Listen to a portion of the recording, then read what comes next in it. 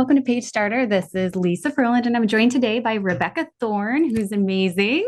She's an author of all things fantasy, sci-fi, and sapphic romance, and has even sort of created a new genre of cozy, comfortable sapphic romance, which is really interesting genre in the fantasy world. She surprisingly thrives on deadlines, unlike some of us who just let them fly by, and averages 2,700 words a day and tries to write at least 2 books a year. She also might be a little hyper-focused ADHD, which is, I think a lot of people can relate to that. And when she's not writing or avoiding writing, Rebecca can be found traveling the country as a flight attendant or doing her best impression of a granola girl hermit with her 2 dogs. Welcome, Rebecca. So happy to have you here. Hi, it's so great to be here. Yay, yay. So I am so excited to talk to you today because you are both a traditionally published author, so you can wear that hat and talk about those experiences, which I know a lot of people are interested in, and also as a very successful self-published author. And Yes. I think that if you're a traditional published author, you're interested in the success of someone who's worn both hats. And if you're a self-published author, you're interested in your experience as a traditional published and how it differs, because there's a lot of misunderstandings across the aisle. I think we could say like there are 2 different lanes. We can all get to publication in different ways, but there are definitely like different lanes and different tracks. So just, describe sort of your journey with traditional publishing, because that was, your first journey. So if you can just take us through that, that would be really great.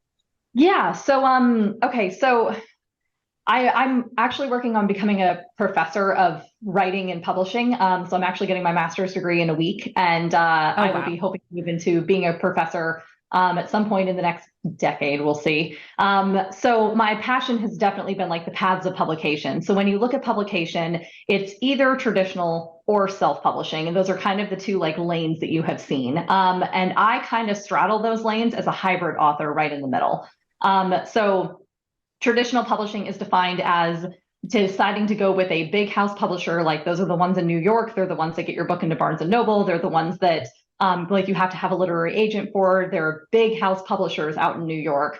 And then there's a couple mid-level presses that are kind of scattered around the country, but mostly the goal is the big 5 that are in New York. And that's Hachette, Simon & Schuster, Penguin Random House, Macmillan, and there's one other, but of course, coming up with lists scares me. So of course, when I'm under deadline, I'm like, oh yeah, there's these 5. And then they keep merging. So who knows? They keep merging. Yeah. So like Simon & Schuster is talking about being purchased out by the end of the year. They tried to merge last year and then the DOJ just shut them down. So yeah, so it's going to be interesting to see what all happens with the publishing landscape. But I mean, I got started in traditional publishing back when it was the big 6, and then Penguin and Random House merged, and it was one of those things like, yeah.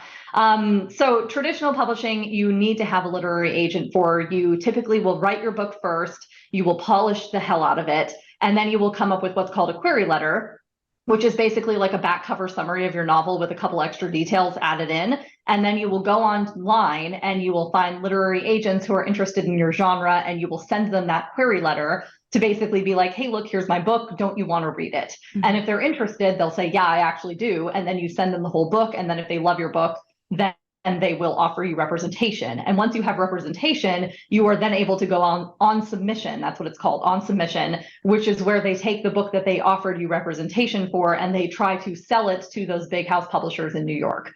And that's a very abbreviated version of that process. But basically, like, we can't just walk up to those publishers in New York and be like, publish my book, because like it has to come from the proper channels. So traditional publishing is all about finding those channels. Self-publishing is a little more free.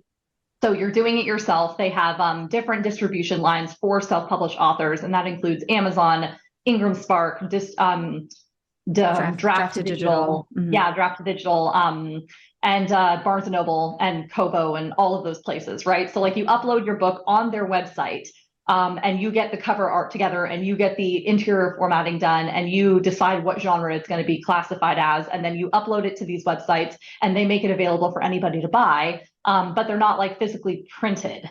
unless you're in Ingram Spark or Draft to Digital, where they actually have started printing out physical books. And then libraries and indie bookstores and Barnes and Noble sometimes can go in and grab those books off of Ingram Spark and then stock them in their physical stores. Mm-hmm. So there are still definitely ways to get those around, but it all kind of depends on your distribution line and how determined people are to have your book in their stores. Right. But it's kind of interesting. The two paths they're very different. There's pros and cons to each, but it all just kind of depends. Okay. Yeah, that's a great summary of the traditional and the self-publishing lanes. Do you think that your experience with the traditional sort of like more structured, crafting the pitch, finding the comps, doing all of that influenced your self-publishing, not only, developing the manuscript and going through the editing process, because I know that's all different when it's on you instead of a publishing house.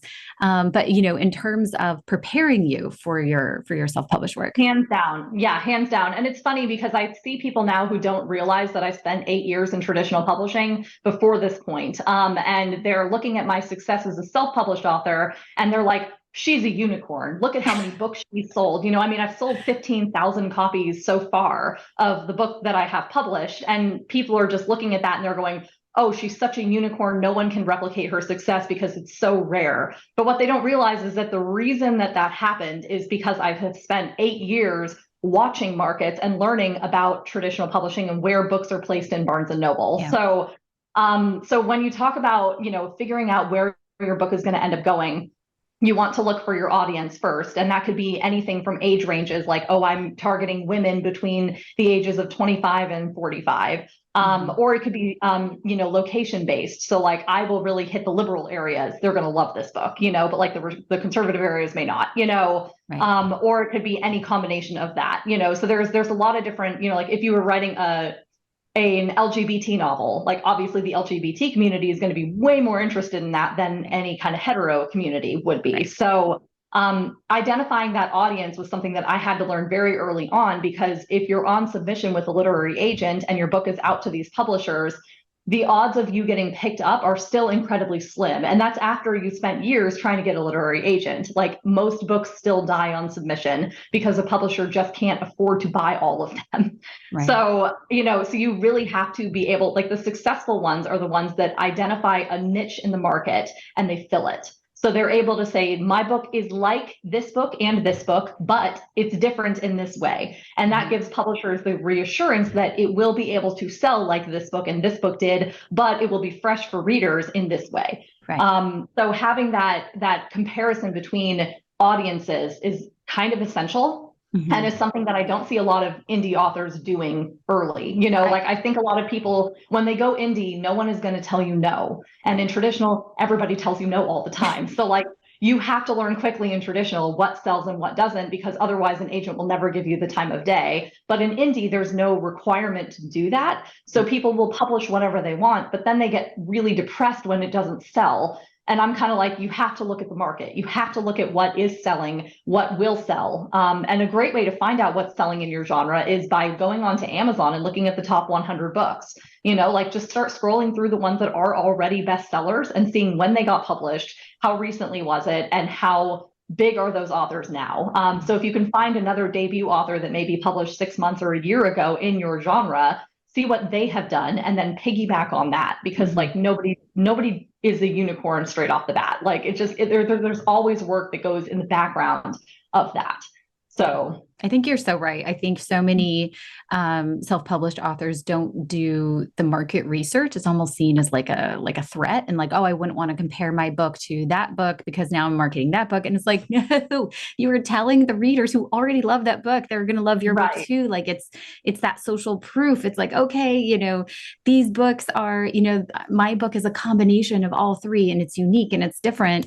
And so if you loved any one of these authors, you're going to love this book as well. So it's really signaling to these readers, these hungry readers who are always looking for the new thing, that, hey, yeah, this is a safe bet. Like I am similar in my own way to this. So I agree. I think there's this perception of I want to say almost like competition or insecurity from the Yeah. self-published author, which I understand because you haven't had all of the, an agent said yes, and then a publisher said yes. So you haven't had that feedback coming back to Right. you. Well, and I think, when you talk about competition, it's different with indie because it's one person as opposed to this massive, unnamed, unknown publisher that is publishing something that everybody knows is not yours. Like when you look at a big five book, you know that someone else wrote that. But when you look at an indie book, you can possibly come face to face with that author in a way that you really don't with traditional books. Right. One of the other things that I do think is interesting when you talk about finding comp titles and writing based off of that. In the beginning of this intro, you said that I was the one who created the cozy fantasy sapphic genre, and that actually isn't true. I actually based off of Legends and Lattes, which came out a couple months earlier than mine. So his book came out in February. It was picked up by Tor in March, and because of my experience in traditional publishing, I knew that book and that genre would be the next big thing in 2 years, because I've been around in the industry long enough to watch these genres pop up and realize that this was on the cusp of something that everybody wants but nobody had.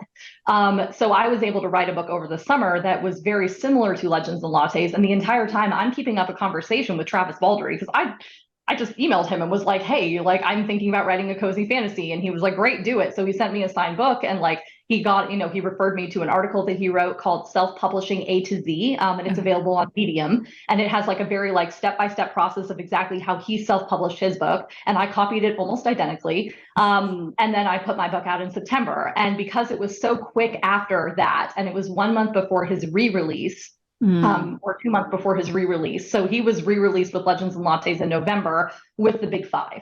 So now he is officially like a hybrid author where he started in self-publishing. He's moved to traditional publishing. And because of that, his book is now everywhere you can buy books, but no one knew what it was when I found it. So I was able to get in very quickly early on because of this comp title that not a lot of other people were paying attention to. So yeah, really unique. I mean, I think like anything, like any type of entrepreneurial success or a unique success, there's like a lot of hard work. I mean, not everyone can turn around and write like you can so quickly and put it out or see an opportunity and act on it. So a lot of it is your action, and a lot of it is luck. Like you saw it, you had it, it was all aligned and timing, divine timing, all of that great stuff. So I think what a great combination.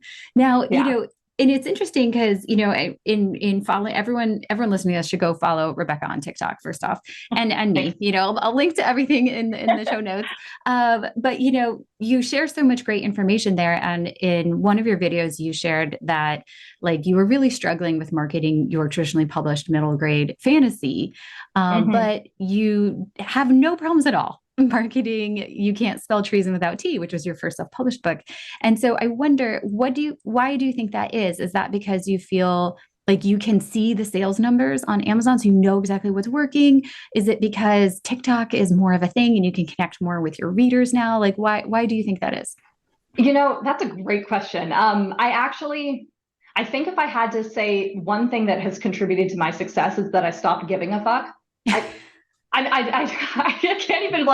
can't even sugarcoat that. Like when I was traditionally published, there is an air of professionalism that you need to maintain as a traditionally published author in order to be running in the circles with these big traditional publishers. And when my book was picked up, I had an agent who represented me. I had a publisher that I had to reflect on, right? And so my marketing, and because it was middle grade, again, there's things that I can say about a middle grade book that or things that I can say about my adult book that I obviously would not be able to do with a middle grade book, just because of the gatekeepers and the people that are keeping your book out of kids' hands if you start to market in this way. So once I left the middle grade genre, once I left that professionalism of the traditional publishers, and I was able to move into more of a like let loose kind of mindset with the adult books that I have, all of a sudden now it was easy for me to take advantage of the marketing potential that came my way. I also wasn't on TikTok with my middle grade book, and I am now on TikTok for everything. And I think that if I'd had TikTok, it would have been a little easier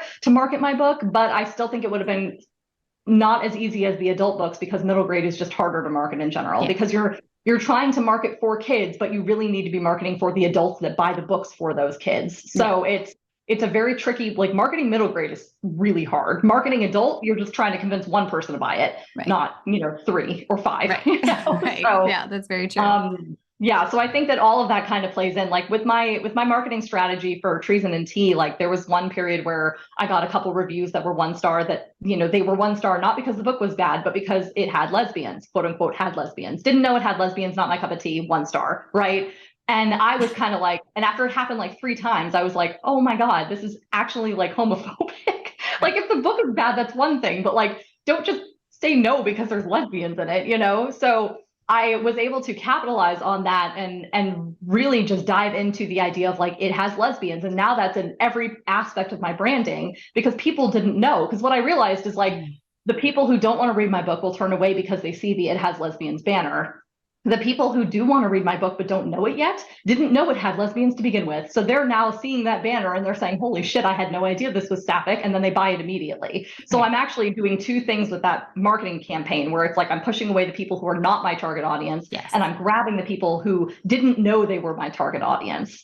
Yes. with 3 words. So I think that it just kind of depends on that type of ability to grab opportunities as they come your way when it comes to marketing. Yeah. That's so true. That's so true. And being able to leverage even a 1 star review can then be like, okay, wait a minute. I'm getting this not because it's a bad book, but because they bought something they didn't realize it wasn't a right fit for them. And I think that's also a good lesson is that, your marketing should be specific. It should be clear so that you're getting the right readers. Cause and that people will review 1 star for anything.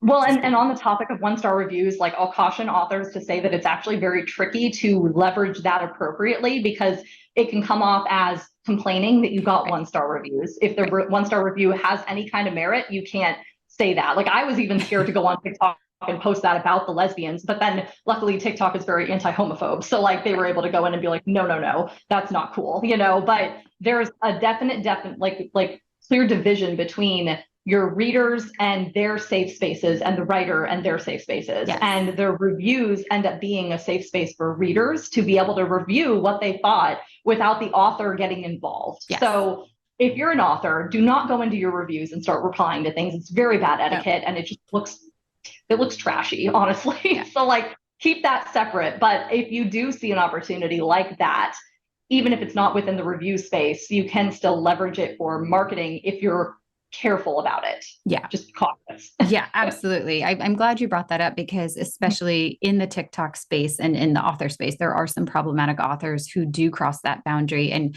it's so easy, you're getting a tag on social media about your book and you're reading a review and you're like, oh, that wasn't so friendly and so it's like, what do I say? Am I supposed to acknowledge this and not? But yes, I agree. I think, BookTok reviewers, they're entitled to an opinion. Like they're entitled to say what they're going to say. And not every review is going to be for, 5 stars. Well, and most of the BookTok reviewers are very, very good about not tagging the author if it's a negative review. Like I don't think I've ever been tagged in a negative review of my book. And I'm sure they're out there, but like no one has ever brought it up to me. And what will often happen is that if it's a positive review and they still don't tag me, my readers will then go and tag me, but they only tag me in the positive ones, which is really nice.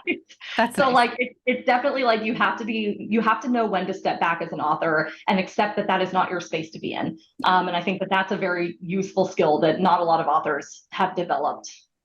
Yes, I agree. There's that comes with, a level of ego checking, just being like, okay, like again, okay, it's out there. I had my chance and stuff. Yeah, I had it out there. I wrote the best book. I put it out there. Once we put something out for public consumption, we're not in charge of what people do after that. I mean, they may use your book as a doorstop. They may use your book as kindling. Like there's nothing you can do about it. Like it's, they paid for it. It's no longer in your hands. So, keeping on the topic of BookTok while we're doing it, obviously BookTok has had a huge impact on your career and how you connect with authors. What do you think, where do you see this going? Where do you hope it goes in terms of, future authors using TikTok or using social media in general, but, specifically BookTok is so easy to have a conversation with your readers. Have you found that to be really helpful for you?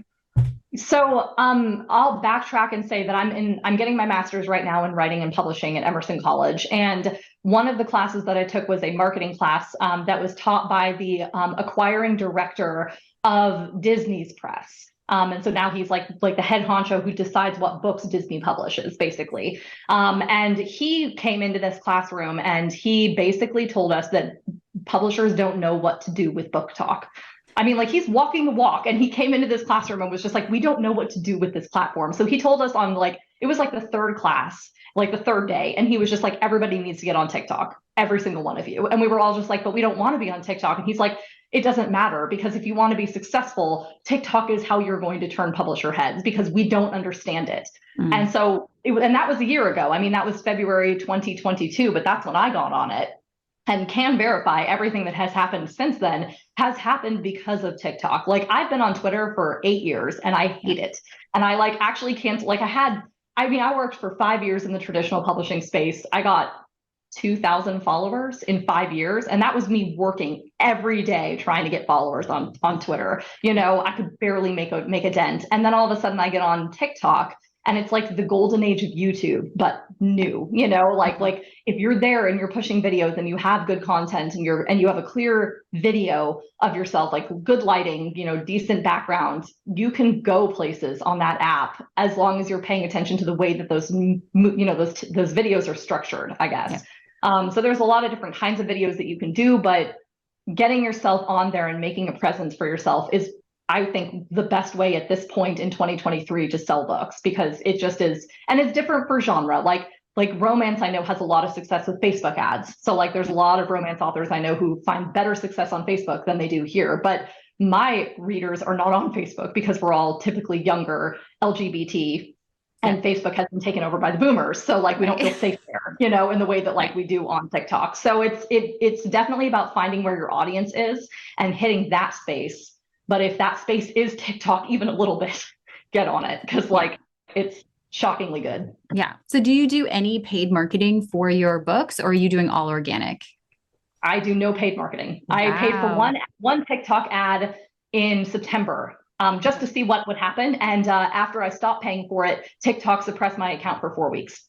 Oh. That was really fun. So you're like, let's not do that again. So like, so I was just, well, and it was funny because like, I think they thought that I would cave and go back and pay more, but all I did was make videos about how they were suppressing my content. And those actually got picked up because people were so mad. They were all just like, what the fuck? Like, why would we pay if you're going to suppress our account when we stop paying? Right. So like, I paid for that back in September as an experiment, and decided it quickly was not worth my time. And I haven't done any other paid ads other than that. So yeah, I think Meta does the same. Meta does the same thing, where as soon as you start paying for ads, you need to feed the machine, or it won't show your content to anybody. But I will say, you know, I've been on Instagram and Facebook and whatever for forever. The growth on TikTok that I've seen, exponential compared to like years on Instagram, like 500 followers, like 2 months on TikTok, 1,000. And it's just like, what? Literally, like, this is insane.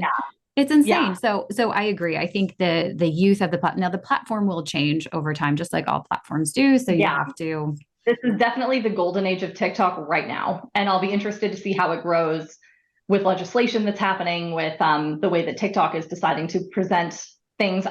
Because TikTok right now, so this is going to be interesting. TikTok just decided that they are going to become a publisher, because BookTok is so powerful. They're like, holy crap, we can be marketing this and grabbing. So they've started reaching out to authors. ByteDance, the parent company of TikTok, has started reaching out to authors and pitching contracts to buy their books that are already established, indie books, right? Books that are already on the platform. They are trying to buy the rights for so that they can distribute it. But TikTok doesn't have any distribution platforms that we know of. They're not distributing like the big five are. We don't know if they can get into Barnes & Noble. We don't know if they can get anywhere but Amazon. And that's where indie authors can already go. But they are basically promising virality. Like, if you will have viral posts about your book if you sign with us. But the terms that I've seen in those contracts are horrifying. I mean, actually, like, I read them and I balked. I was like, oh my God, they cannot be serious. So if you get an offer as an indie author from TikTok, please read the contract like anything else. If you get any offer from any publisher, read the contract, but especially for TikTok, because the stuff that they are asking is horrifying.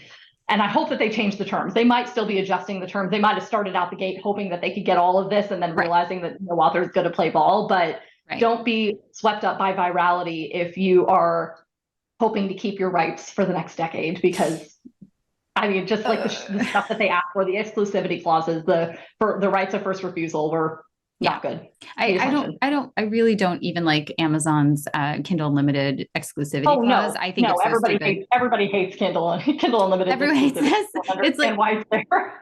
No, but I'm not surprised that BookTok is coming, or TikTok is coming out with something to leverage all of this BookTok excitement. Mm-hmm. But also, it's based in China, and China has a ton of offset printing. I mean, this is where all the books are printed anyway. So yeah, but the question is, can they then get it into Barnes and Noble here in the US? Oh yeah. Because that's they may be able to physically print the books, but do they know the people to call? Because there's entire departments at the Big Five that can call Barnes and Noble and try to get that book in. No, absolutely. That's what I would be interested to see.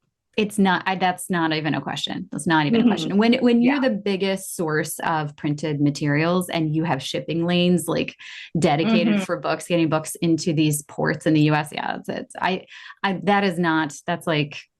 that's low hanging problems for them and their TikTok. So they're multi-billion-dollar company, they'll figure it out. Yeah. So no, I don't think that's not going to stop anyone. I think it's more what you said, the terms of agreement.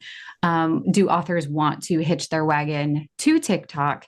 And also I think the difference between, viral fame, which if I've had 2 videos go viral and it was horrible and I don't recommend it at all, I'm not sure I'd want to sign up for that. It sounds good until you experience it. And then you're like, this is really horrible. It's stressing out my mental health. I mean, look at any of the creators on TikTok who have more than 1 million followers. And they're like, this is really affecting my mental health. I need to take a step back. So you can't read your comments when you get that big. No, you can't get into it. No, it's really, really bad. And then your phone is just this constant source of stress, of notifications and people commenting on you. I mean, it might not be what you think it is until, So I think there's a difference between getting followers off of a viral post and getting followers organically over months.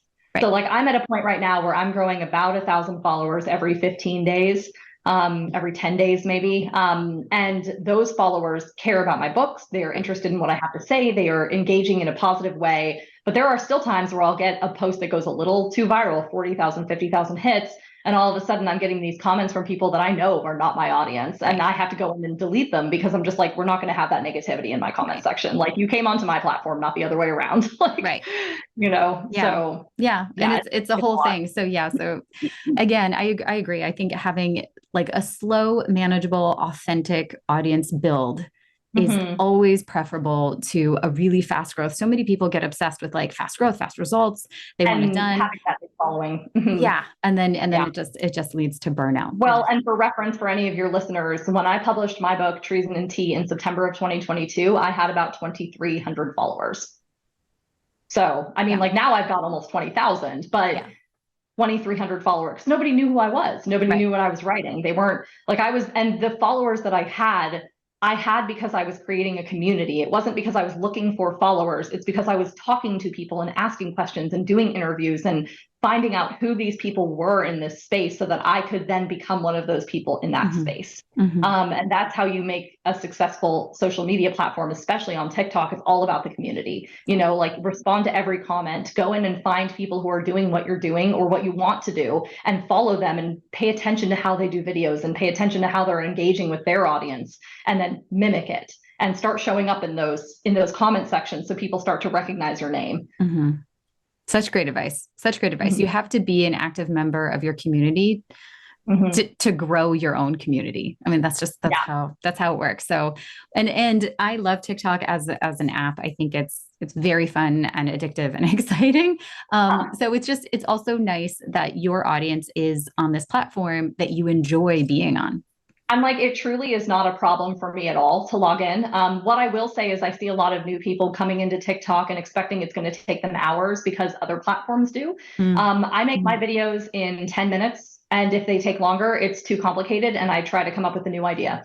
Because if you're spending all of this time editing, and it's taking 45 minutes to get one video out, first off, that's not feasible time-wise. Second off, it's going to get suppressed anyway. The videos that are quick and stupidly easy to make are the videos that go viral. It's more authentic. It's less curated. So don't spend a lot of time going and getting pictures from another site and uploading them. Don't spend a lot of time adding comments to every single section of the video. Make them quick, make them fast, and get them out there so that you have more content that is quality rather than one amazing video a week. Right. That is draining on your mental health. Yeah. Yeah. Excellent. Excellent. And I will say that, you know, I love it because it is that authentic. Like I just show up as me all the time. And so I would also say like, show up however you can show up sustainably. Like if you're like, I have to do my makeup, I have to get dressed, I have to do this. Like you don't, you just have to show up and be yourself and show up consistently. You don't have to do anything. Otherwise you're going to have to do that every single time to be consistent. Yeah. So just show up, just be yourself, just show up, have fun. Well, and honestly, like there are a lot of creators I know on TikTok that have a mix of both. Like they'll have videos where they look freaking stellar and they have a great background and they're like making it like a video. And then they have other ones where they're just talking candidly to the camera with their like, you know, makeup off and their hair in a bun. And that is good too, because it shows that you're not always this person that's curated. Like that's more Instagram. Instagram is very curated content, beautiful. You look gorgeous. TikTok is more authenticity. Like if you can show up as a person that people can get behind, they will rally behind you. And that's the way to success on TikTok. So exciting. I love it. I love it. Well, tell us about The Gilded Abyss. That's your new book coming out for pre-order. So tell us a little bit about this. Yeah. So this Gilded Abyss is the start of a trilogy. And it is basically so like I'm really big into gaming. I've done Mass Effect is my favorite game ever. And then I grew up on BioShock way back when. And for anybody who doesn't know, BioShock is like a horror it's like a horror game where you drop into this underwater city called Rapture, and then you're basically fighting zombies the entire time. Oh. And then Mass Effect is kind of similar, but it's in space. Like you have to fight these zombies in space sometimes, you know. It's very anyway. So I read this fan fiction like a decade ago about the two of the characters in Mass Effect that were trapped on a spaceship that was like being taken over by one of these like alien zombie races.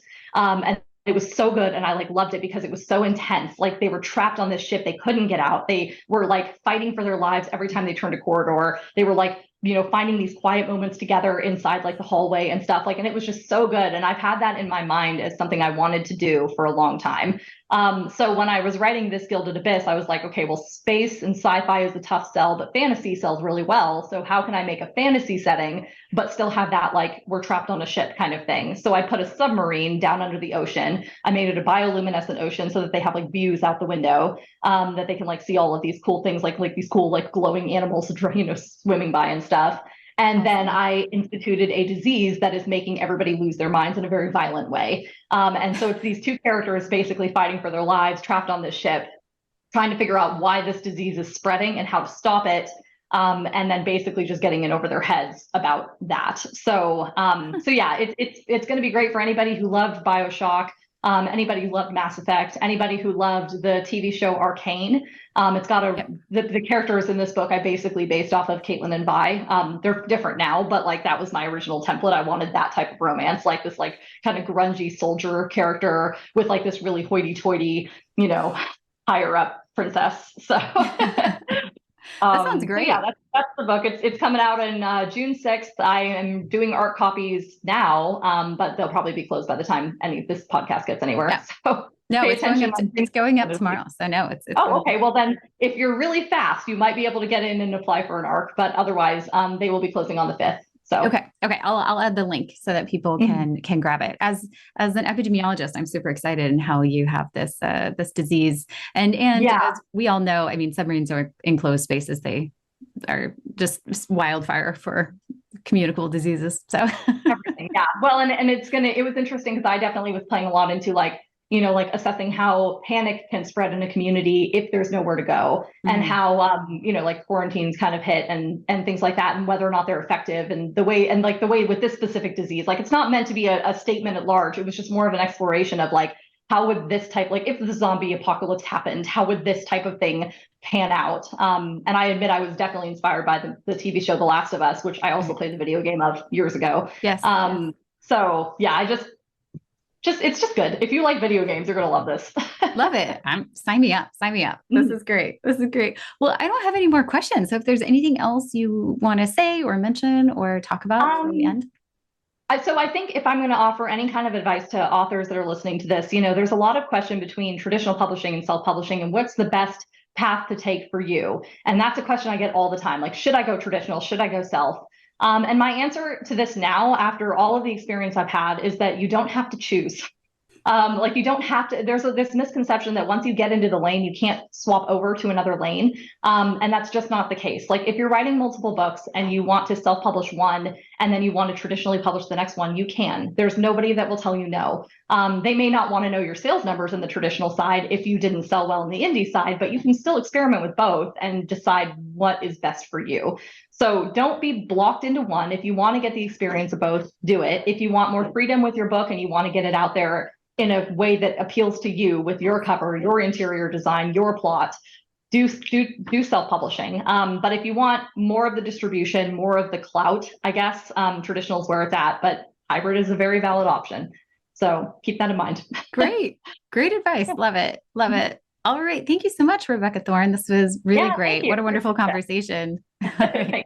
If you enjoyed this episode of PageStarter, the best thing you can do is share it with someone you know who likes to either write or read books. And always, you can follow us on social media using the links below. Subscribe so that you don't miss another episode. See you next time.